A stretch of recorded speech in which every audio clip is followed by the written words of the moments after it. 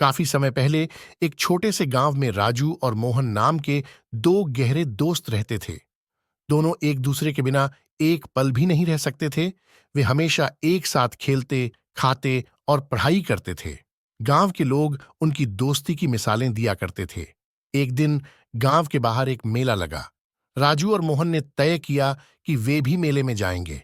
दोनों ने अपनी मांओं से पैसे लिए और मेले की तरफ चल पड़े। मेले में पहुंचते ही उनकी आंखें चौंधियां गईं। चारों तरफ रंग बिरंगी रोशनी, मिठाइयां, खिलौने और झूले ही झूले थे। दोनों ने खूब मजे किए, मिठाइयां खाईं और खिलौने खरीदे। मेला खत्म होने के बाद दोनों ने सोचा कि क्यों न जंगल के रास्ते से होकर घर वापस चला जाए। ये रास्ता छोटा भी था और रोमांचक भी। दोनों दोस्त हंसते गाते जंगल के रास्ते पर चल पड़े। थोड़ी दूर चलने के बाद उन्हें झाड़ियों के पीछे से कुछ आवाजें सुनाई दीं। वे दोनों डर गए और पास जाकर देखा तो एक बड़ा भालू झाड़ियों से निकलकर उनकी तरफ आ रहा था। राजू को अचानक से अपने पिता की बात याद आई कि भालू मरे हुए लोगों को नुकसान नहीं पहुंचाते।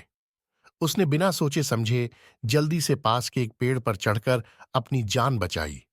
लेकिन मोहन पेड़ पर चढ़ना नहीं जानता था। उसने जल्दी से जमीन पर लेटकर अपनी सांसें रोक लीं और मरे होने का नाटक करने लगा। भालू मोहन के पास आया, उसे सूंघा, उसके कान में कुछ फुसफुसाया और फिर वहां से चला गया। राजू ने पेड़ से नीचे उतरकर मोहन से पूछा, भालू ने तुम्हारे कान में क्या कहा? मोहन ने मुस्कुराते हुए जवाब दिया, भालू ने कहा कि सच्चे दोस्त वही होते हैं जो मुश्किल वक्त में साथ खड़े रहते हैं, न कि खुद को बचाने के लिए भाग जाते हैं। राजू को अपनी गलती का एहसास हुआ और उसने मोहन से माफी मांगी।